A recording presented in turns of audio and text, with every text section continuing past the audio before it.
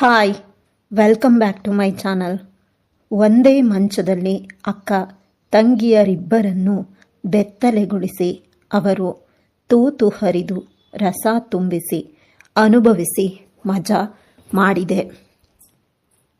ಇದು ನನ್ನ ಮತ್ತು ನನ್ನ ಮಾವನ ಮಕ್ಕಳು ಸ್ವಪ್ನ ಮತ್ತು ವರ್ಷ ನಡುವೆ ನಡೆದ ಕತೆ. ತಂಗಿ ವರ್ಷ ಬೆಂಗಳೂರಿನಲ್ಲಿ ಕೆಲಸ ಮಾಡ್ತಾ ಇದ್ಲು. ಅಕ್ಕ ಸ್ವಪ್ನ ಊರಿನಲ್ಲಿ ಬ್ಯಾಂಕ್ ಒಂದರಲ್ಲಿ ಕೆಲಸಕ್ಕೆ ಸೇರಿದ್ದಳು. ಸ್ವಪ್ನ ವರ್ಷಾಳಿಗಿಂತ 3 ವರ್ಷ ದೊಡ್ಡವಳು. ಇದು ಬಹಳ ದಿನಗಳ ಹಿಂದೆ ನಡೆದ ಘಟನೆ. ಸಂಕ್ರಾಂತಿ ಹಬ್ಬದ ಸಮಯ. ಕೆಲವು ದಿನಗಳ ಮಟ್ಟಿಗೆ ಉಳಿದುಕೊಳ್ಳಲು ನಾನು ನನ್ನ ಮಾವನ ಮನೆಗೆ ಹೋಗಿದ್ದೆ. ಆ ಸಮಯದಲ್ಲಿ ಸ್ವಪ್ನ ಮಾತ್ರ ಆ ಮನೆಯಲ್ಲಿದ್ದಳು. ಮರುದಿನ ಬೆಳಗ್ಗೆ ಬೆಂಗಳೂರಿನಿಂದ ವರ್ಷ ಕೂಡ ಬಂದಳು. ಅವಳು ತನ್ನ ಅಕ್ಕನೊಂದಿಗೆ ಸ್ವಲ್ಪ ಸಮಯ ಕಳೆಯಲು ಬಯಸಿ ಬಂದಿದ್ದಳು. ಅವಳನ್ನು ನೋಡಿ ನನಗೆ ಶಾಕ್ ಆಯಿತು. ನಾನು ಅವಳನ್ನು ಈ ಹಿಂದೆ ನೋಡಿದ ಹಾಗೆ ಇರಲಿಲ್ಲ. ವರ್ಷ ತುಂಬಾ ಸುಂದರವಾಗಿ ತಯಾರಾಗಿದ್ಲು. ಬೆಂಗಳೂರಿನ ವಾತಾವರಣ ಅವಳಿಗೆ ಚೆನ್ನಾಗಿ ಹಿಡಿಸಿದೆ ಅಂದುಕೊಂಡೆ. ಜೀನ್ಸ್ ಪ್ಯಾಂಟ್ ಮತ್ತು ಟೀ ಶರ್ಟ್ ಹಾಕಿಕೊಂಡು ಬಂದ ಅವಳನ್ನು ನೋಡಿ ನಾನು ದಂಗಾದಿ ನೋಡುತ್ತಾ ನಿಂತಿದ್ದೆ. ವರ್ಷ ತನ್ನ ಕಾಲೇಜನ್ನು ತೆಗೆದುಕೊಂಡು ನಾನು ಇವರು ಕೋಣೆಗೆ ಬಂದ್ಲು. ಆಗ ಸ್ವಪ್ನ ಬಂದು, ವರ್ಷ ನೀನು ನನ್ನ ಬೆಡ್ರೂಮ್ನಲ್ಲಿ ಇರು ಅಂದ್ಲು. ಶಿವ ಈ ಬೆಡ್ರೂಮಲ್ಲಿ ಇರ್ತಾನೆ. ಅವನ ಲಗೇಜ್ ಎಲ್ಲವನ್ನು ಆಗಲೇ ಸೆಟ್ ಮಾಡಿ ಇಟ್ಟುಕೊಂಡಿದ್ದಾನೆ. ನೀನು ನನ್ನ ಜೊತೆ ನನ್ನ ರೂಮಿನಲ್ಲಿಯೇ ಇರು ಅಂತ ಕರೆದುಕೊಂಡು ಹೋದ್ಲು. ಸ್ವಲ್ಪ ಹೊತ್ತಲ್ಲಿ ವರ್ಷ ಸ್ನಾನ ಮಾಡೋದಕ್ಕೆ ಹೊರಟ್ಲು. ಆಗ ಸ್ವಪ್ನ ನನ್ನ ಹತ್ರ ಬಂದು, ಏನು ನನ್ನ ತಂಗಿಯನ್ನ ಹಾಗೆ ನೋಡ್ತಾ ಇದೀಯಾ? ಅವಳು ಅಷ್ಟು ಇಷ್ಟವಾಗ್ಬಿಟ್ಲಾ? ಅವಳನ್ನ ಮದುವೆ ಆಗ್ತೀಯಾ ಅಂತ ಕೇಳಿದ್ಲು. ನಾನು ಗಾಬರಿಯಿಂದ, ಏನು ಹಾಗೆ ಹೇಳ್ತಾ ಇದೀಯಾ? ನಾನವಳನ್ನ ಬಹಳ ದಿನಗಳ ನಂತರ ನೋಡಿದ್ದು ಅಲ್ವಾ? ಈಗ ನೋಡೋಕೆ ತುಂಬ ಸುಂದರವಾಗಿದ್ದಾಳೆ, ಅದಕ್ಕೆ ನೋಡಿದೆ. ಮದುವೆ ಆಗುವಷ್ಟು ಏನು ಅಲ್ಲ ಅಂದೆ. ಅದಕ್ಕೆ ಸ್ವಪ್ನ, ನನ್ನ ತಂಗಿಗೆ ಏನು ಕಡಿಮೆ ಆಗಿದೆ? ಅವಳನ್ನು ನೋಡಿದರೆ ಯಾರು ಬೇಕಾದರೂ ಮದುವೆಗೆ ಒಪ್ಕೊಳ್ತಾರೆ ಅಂದ್ಲು. ಅದಕ್ಕೆ ನಾನು, ಮದುವೆ ಅಂದರೆ ಸುಲಭನಾ? ಬರೀ ನಾನು ಯೋಚಿಸಿದ ಕೂಡಲೇ ಆಗೋದಿಲ್ಲ, ಎಲ್ಲರೂ ಒಪ್ಪಿಕೊಂಡ್ರೆ ಮಾತ್ರ ಅಂದೆ. ಆಗ ಸ್ವಪ್ನ ನಗುತ್ತಾ, ಅದು ಹೌದು, ಹೇಗಿದ್ರೂ ನನಗೆ ನೀನು, ನಿನಗೆ ನಾನು ಇದ್ದೀವಲ್ಲ ಅನ್ನುತ್ತಾ ಅಡುಗೆ ಮನೆ ಕಡೆ ಹೋದ್ಲು. ನಾನು ಅವಳ ಹಿಂದೆನೆ ಹೋಗ್ತಾ ಅವಳನ್ನ ಹಿಂದಿನಿಂದ ತಪ್ಕೊಂಡೆ. ಆಗ ಅವಳು, ಓ ಶಿವ, ಬೆಳಗ್ಗೆ ಬೆಳಗ್ಗೆ ಏನಿದು ಅಂತಂದ್ಲು. ನಾನು ಅವಳ ಹಿಂದೆ ಕೈಯಿಂದ ಹೊಡೆದೆ. ಆಗವಳು, ಏನೋ ಹೀಗೆಲ್ಲ ಮಾಡ್ತಾ ಇದೆಯಾ, ಸುಮ್ಮನೆ ಇರು ಅಂದ್ಲು. ನಾನು ತಡೆಯಲಾಗದೆ ಅವಳ ಸೊಂಟಕ್ಕೆ ಕೈ ಹಾಕ್ತೆ. ಪ್ಲೀಸ್ ಸುಮ್ಮನೆ ಇರೋ, ವರ್ಷ ನೋಡಿದ್ರೆ ಕಷ್ಟ ಅಂದ್ಲು. ನಾನು ಅವಳಿಗೆ ಇನ್ನಷ್ಟು ತೊಂದರೆ ಕೊಟ್ಟೆ. ಸ್ವಲ್ಪ ತಡ್ಕೋ ಪ್ಲೀಸ್, ರಾತ್ರಿ ಅವಳು ಮಲಗಿದ ಮೇಲೆ ಮಾಡೋಣ ಅಂದ್ಲು. ಮಧ್ಯಾಹ್ನ ನಾವು 3 ಜೊತೆ ಕುಳಿತು ಊಟ ಮಾಡಿದ್ವಿ. ಆ ವೇಳೆ ವರ್ಷ ನನ್ನನ್ನೇ ಬಹಳ ಹೊತ್ತು ನೋಡ್ತಾ ಇದ್ಲು. ಅವಳು ಹಾಗೆ ನನ್ನನ್ನೇ ನೋಡ್ತಾ ಇರುವಾಗ ನನಗೇನೋ ಅನ್ನಿಸಿ ತಟ್ಟೆಯನ್ನೇ ನೋಡುತ್ತಾ ತಿಂತಾ ಇದ್ದೆ. ಅವಳು ತನ್ನ ಅಕ್ಕನನ್ನು ಕೂಡ ಅದೇ ರೀತಿ ನೋಡ್ತಾ ಇದ್ಲು. ಅವಳಿಗೆ ಏನಾಯ್ತು ಅಂತ ನಾನು ಯೋಚಿಸ್ದೆ. ಮಧ್ಯಾಹ್ನ ಒಟ್ಟಿಗೆ ಊಟ ಮಾಡಿ ಸ್ವಲ್ಪ ಹೊತ್ತು ಮಲಗಿದ್ವಿ. ರಾತ್ರಿ ಹೊರಗಡೆಯಿಂದ ತಿನ್ನೋಕೆ ಏನಾದರೂ ಪಾರ್ಸಲ್ ತರೋಣ ಅಂದ್ಕೊಂಡ್ವಿ. ಅದಕ್ಕಾಗಿ ನಾನು ಹೊರಗಡೆ ಹೋಗಿ ಬಿರಿಯಾನಿ ತೆಗೆದುಕೊಂಡು ಬಂದೆ. ವರ್ಷ ನನಗಿಂತ ಚಿಕ್ಕವಳಾದ್ರೂ ನನ್ನನ್ನು ಹೆಸರಿಟ್ಟು ಕರೀತಾ ಇದ್ಲು. ಹೇ ಶಿವ, ನೀನು ಒಳ್ಳೆಯ ಸ್ವಿಂಗ್ನಲ್ಲಿ ಇದೆಯಾ ಅಂತ ಅನ್ನಿಸ್ತಾ ಇದೆ ನನಗೆ ಅಂತಂದ್ಲು. ಅದನ್ನು ಕೇಳಿದ ಸ್ವಪ್ನ, ನೀನು ಏನು ಹೇಳ್ತಾ ಇದೀಯಾ ವರ್ಷ ಅಂತ ಕೇಳಿದ್ಲು. ಏನಿಲ್ಲ ಅಕ್ಕ, ಇವತ್ತು ರಾತ್ರಿ ಆಟ ಆಡೋಣ. ಶಿವ, ನೀನು ಕೂಡ ನಮ್ಮ ಜೊತೆ ಆಡಬೇಕು ಅಂತಂದ್ಲು. ಇದೇನೇ ರಾತ್ರಿಯ ವೇಳೆಯಲ್ಲಿ ಆಟ? ನಿನಗೆ ಮಾಡೋಕೆ ಬೇರೆ ಕೆಲಸ ಇಲ್ವಾ ಅಂತ ಕೇಳಿದ್ಲು ಸ್ವಪ್ನ. ನಾನು ಸುಮ್ಮನೆ ವರ್ಷಾಳ ಮುಖ ನೋಡ್ತಾ ಇದ್ದೆ. ಆಗ ಸ್ವಪ್ನ, ನೀನು ರಾತ್ರಿ ಬಸ್ಸಲ್ಲಿ ಜರ್ನಿ ಮಾಡಿ ಸುಸ್ತಾಗಿದ್ಯಾ, ಇವತ್ತು ಚೆನ್ನಾಗಿ ಮಲಗಿ ರೆಸ್ಟ್ ಮಾಡು, ಆಟವನ್ನ ನಾಳೆ ಪ್ಲಾನ್ ಮಾಡೋಣ ಅಂತಂದ. ಏನಿಲ್ಲ ಅಕ್ಕ, ನನಗೆ ಹೇಗಿದ್ರು ರಜೆ ಇದೆ, ಇವತ್ತು ನಾವೆಲ್ಲರೂ ಜೊತೆಯಲ್ಲಿ ಆಟ ಆಡೋಣ ಪ್ಲೀಸ್ ಅಂದ್ಲು. ನಾನು ಮತ್ತು ಸ್ವಪ್ನ ಮಾಡಿಕೊಂಡ ಪ್ಲಾನ್ ವರ್ಕ್ ಆಗಲಿಲ್ಲ. ಸರಿ ಅಂತ ನಾವೆಲ್ಲರೂ ಹಾಲ್ನಲ್ಲಿ ಕೂತ್ಕೊಂಡ್ವಿ. ಸ್ವಪ್ನ ತಂಗಿಗೆ ಏನಾಟ ಪ್ಲಾನ್ ಮಾಡಿದ್ಯಾ ಅಂತ ಕೇಳಿದ್ಲು. ಸತ್ಯ ಅಥವಾ ಧೈರ್ಯದ ಆಟ? ಓಹೋ, ನಾವು ಚಿಕ್ಕರಿರುವಾಗ ಆಡ್ತಾ ಇದ್ದ ಆಟ ಇನ್ನೂ ಮರ್ತಿಲ್ವಾ ಅಂತ ಕೇಳಿದ್ಲು ಸ್ವಪ್ನ. ಹೌದಕ್ಕ, ಅದು ಚೆನ್ನಾಗಿರತ್ತೆ.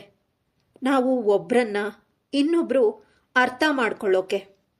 ಆದರೆ ಆಟದ ನಿಯಮ ಗೊತ್ತಲ್ವಾ? ನಮ್ಮ ಸರದಿ ಬಂದಾಗ ನಾವು ಆಟವನ್ನ ಅಲ್ಲಿಗೆ ಬಿಡಬಾರ್ದು. ನಾನು ಹೇಳೋದಿಲ್ಲ ಅಥವಾ ಮಾಡೋದಿಲ್ಲ ಅಂತ ನೆಪ ಹೇಳಿ ತಪ್ಪಿಸ್ಕೊಳ್ಬಾರ್ದು, ಓಕೆನಾ ಅಂತಂದ್ಲು ವರ್ಷ. ನಾವಿಬ್ರು ಸರಿ ಅಂದ್ವಿ. ವರ್ಷ ಮೊಬೈಲನ್ನು ನೆಲದ ಮೇಲೆ ತಿರುಗಿಸಿದ್ಲು. ಅದು ನಿಂತಾಗ ನನ್ನ ಕಡೆ ಮುಖ ಮಾಡಿ ನಿಂತಿತ್ತು. ವರ್ಷ ನನಗೆ ಕೇಳಿದ್ಲು, ಸತ್ಯ ಅಥವಾ ಧೈರ್ಯ ಯಾವುದನ್ನು ಆಯ್ಕೆ ಮಾಡ್ತೀಯಾ ಅಂತ. ನಾನು ಸತ್ಯವನ್ನು ಆಯ್ಕೆ ಮಾಡಿದೆ. ವರ್ಷ ನನಗೆ ಪ್ರಶ್ನೆ ಕೇಳಿದ್ಲು, ನಿಮಗೆ ಯಾವುದಾದ್ರೂ ಹುಡುಗಿ ಜೊತೆ ಅಫೇರ್ ಇದೆಯಾ? ಯಾವತ್ತಾದರೂ ಅವಳ ಜೊತೆ ಏನಾದರೂ ಮಾಡಿದ್ದೀರಾ ಅಂತ ಕೇಳಿದ್ಲು. ಏನಮ್ಮ ಇಷ್ಟು ನೇರವಾಗಿ ಕೇಳ್ತಾ ಇದೆಯಾ ಅಂತಂದೆ. ಆಗ ಸ್ವಪ್ನ, ಏನೇ ಈ ಥರ ಪ್ರಶ್ನೆ ಕೇಳಿದ್ರೆ ಕಷ್ಟ ಆಗಲ್ವಾ ಅಂತಂದ್ಲು. ಆಟ ಅಂದಮೇಲೆ ಹೇಳಲೇಬೇಕು ಅಂತ ವರ್ಷ ಒತ್ತಾಯ ಮಾಡ್ತಾ ಇದ್ಲು. ಆಗ ನಾನು, ಹೌದು, ನನಗೆ ಒಬ್ಳು ಪ್ರೇಮಿ ಇದ್ದಾಳೆ, ಅವಳ ಜೊತೆ ಎಲ್ಲ ಆಗೋಗಿದೆ, ಆದರೆ ಅವಳ ಹೆಸರನ್ನ ಹೇಳಲ್ಲ ಅಂದೆ. ಈಗ ಮತ್ತೆ ಮೊಬೈಲ್ ತಿರುಗಿಸಿದ್ವಿ. ಈಗ ಅದು ವರ್ಷಾಳ ಕಡೆ ಮುಖ ಮಾಡಿ ನಿಂತಿತ್ತು. ಅವಳು ಕೂಡ ಸತ್ಯವನ್ನೇ ಆಯ್ಕೆ ಮಾಡಿಕೊಂಡ್ಳು. ನಾನು ವರ್ಷಾಗೆ ಅದೇ ಪ್ರಶ್ನೆಯನ್ನು ಕೇಳಿದೆ, ನಿನಗೆ ಯಾರಾದರೂ ಬಾಯ್ ಫ್ರೆಂಡ್ಸ್ ಇದ್ದಾರಾ? ನೀನು ಅವ್ರ ಜೊತೆ ಏನಾದರೂ ಮಾಡಿದ್ಯಾ ಅಂತ.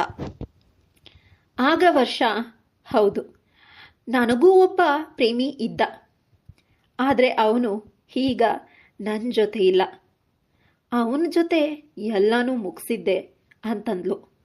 ಆಗ ಸ್ವಪ್ನ, ಯಾವಾಗಾಯಿತು ಇದೆಲ್ಲ? ನನಗೆ ನೀನು ಹೇಳಲೇ ಇಲ್ಲ ಅಂತ ತಂಗಿಯನ್ನು ಕೇಳಿದ್ಲು.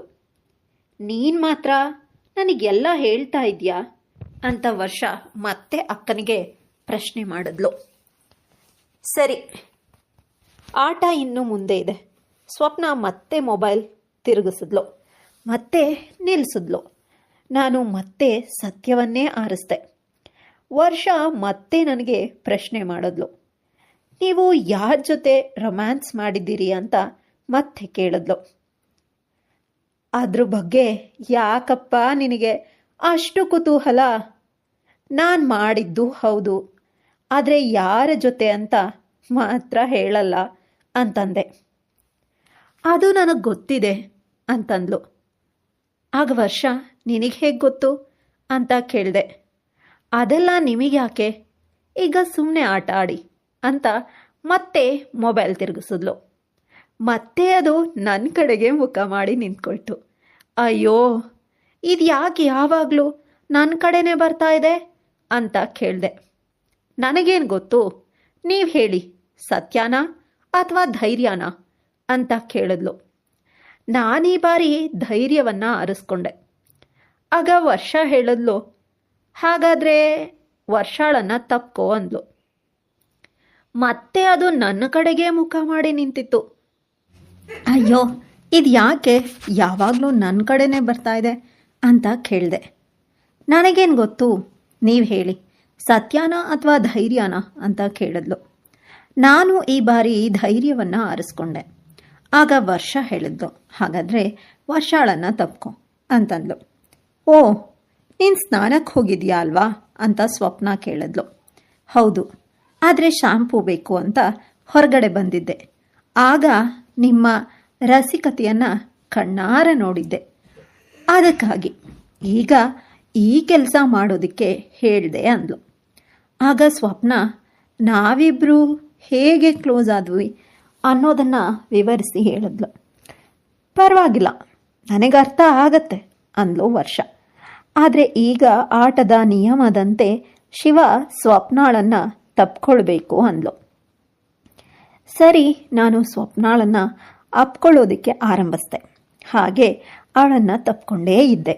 ಈಗ ಸ್ವಪ್ನ ಕೂಡ ನನ್ನನ್ನು ಇನ್ನಷ್ಟು ಬಿಗಿಯಾಗಿ ತಪ್ಕೊಂಡ್ಳು. ಆಗ ವರ್ಷ ತನ್ನ ಬಾಯ್ ಫ್ರೆಂಡ್ ಬಗ್ಗೆ ಹೇಳಿದ್ಲು. ಎಲ್ಲವನ್ನೂ ಮುಗಿಸಿದ ಮೇಲೆ ಅವನು ಕೈ ಕೊಟ್ಟು ಹೋದದ್ದನ್ನು ವಿವರಿಸಿದ್ಲು. ಅವಳ ಕಥೆಯನ್ನು ಕೇಳಿ ನಾವಿಬ್ಬರು ಬೇಸರ ಪಟ್ವಿ. ಆಗ ವರ್ಷ ಮತ್ತೆ ನಮಗೆ ತಪ್ಕೊಳ್ಳೋದಕ್ಕೆ ಹೇಳ್ತಾ ಎಲ್ಲವನ್ನೂ ಮುಂದುವರಿಸಿ ನಾನು ನೋಡಬೇಕು ಅಂದ್ಲು. ಇದೇನು ಹುಚ್ಚು ಆಸೆ ವರ್ಷ ಅಂತ ಸ್ವಪ್ನ ತಂಗಿಯನ್ನು ಕೇಳಿದ್ಲು. ಪ್ಲೀಸ್, ನನಗೆ ಇದೊಂದು ಆಸೆ ಇದೆ, ನೀವು ಮುಂದುವರಿಸಿ ಅಂತಂದ್ಲು. ನಾನು ಮತ್ತು ಸ್ವಪ್ನ ಶುರು ಮಾಡಿದ್ವಿ. ವರ್ಷ ಹಾಗೆ ನೋಡ್ತಾನೆ ಕೂತ್ಕೊಂಡಿದ್ಲು. ಈಗ ನಾನು ಶಿವನ ಜೊತೆ ರೊಮ್ಯಾನ್ಸ್ ಮಾಡ್ತೀನಿ ಪ್ಲೀಸ್ ಅಂತಂದ್ಲು ವರ್ಷ. ಸ್ವಪ್ನ ನನ್ನನ್ನು ನೋಡ್ತಾ, ಏನು ನೀನು ಸುಮ್ಮನೆ ನೋಡ್ತಾ ನಿಂತಿದೆಯಾ ಅಲ್ವಾ? ಅವಳು ಕರೆದದ್ದು ನಿನಗೆ ತುಂಬ ಖುಷಿಯಾಗಿರಬೇಕು ಅಲ್ವಾ ಅಂತ ಕೋಪ ತೋರಿಸಿದ್ಲು. ನಾನೇನು ಮಾಡಲಿ ಸ್ವಪ್ನ, ಅವಳು ಆ ರೀತಿ ಕರೀತಾ ಇದ್ರೆ ನಾನು ಹೇಗೆ ಸುಮ್ಮನಿರೋದು ಅಂತಂದೆ. ಸರಿ ಹೋಗು ಅಂದ್ಲು ಸ್ವಪ್ನ. ನಾನು ಖುಷಿಯಿಂದ ವರ್ಷಾಳ ಹತ್ತಿರ ಹೋದೆ. ಅವಳು ನನ್ನನ್ನು ಹೊರಗಡೆ ಸೋಫಾದ ಮೇಲೆ ಕರೆದುಕೊಂಡು ಹೋದ್ಲು. ನಾವು ಅಲ್ಲೇ ಶುರು ಮಾಡ್ಕೊಂಡ್ವಿ. ಸ್ವಲ್ಪ ಹೊತ್ತಲ್ಲಿ ಸ್ವಪ್ನ ಬಂದು ನಮ್ಮಿಬ್ಬರನ್ನ ನೋಡ್ತಾ ನಿಂತಿದ್ಲು. ಸ್ವಪ್ನ ನನ್ನ ಹತ್ತಿರ ಬಂದು, ರಾಯರು ತುಂಬ ಎಂಜಾಯ್ ಮಾಡ್ತಾ ಇದ್ರಿ, ನನ್ನ ತಂಗಿ ಕೂಡ ಖುಷಿಯಲ್ಲಿದ್ದಾಳೆ, ಜಮಾಯಿಸಿ, ಯಾರಿಗುಂಟು ಯಾರಿಗಿಲ್ಲ ಈ ಅವಕಾಶ ಅಂತಂದ್ಲು. ಹೀಗೆ ಅವ್ರ ಮನೆಯಲ್ಲಿ ಇರುವಷ್ಟು ದಿನ ಹಗಲಲ್ಲಿ ವರ್ಷಾಳ ಜೊತೆ ಮತ್ತು ರಾತ್ರಿ ಸ್ವಪ್ನಾಳ ಜೊತೆ ಪ್ರತಿದಿನ ಎಂಜಾಯ್ ಮಾಡಿದೆ. ಕಥೆಯಲ್ಲಿ ಮುಗಿಯುತ್ತೆ. ಕತೆ ಇಷ್ಟವಾಗಿದ್ರೆ ಲೈಕ್, ಶೇರ್ ಮಾಡೋದನ್ನು ಮರಿಬೇಡಿ. ಇಂತಹ ಇನ್ನಷ್ಟು ಇಂಟ್ರೆಸ್ಟಿಂಗ್ ಕಥೆಗಳಿಗಾಗಿ ನನ್ನ ಚಾನಲ್ನ ಸಬ್ಸ್ಕ್ರೈಬ್ ಮಾಡ್ಕೊಳ್ಳಿ.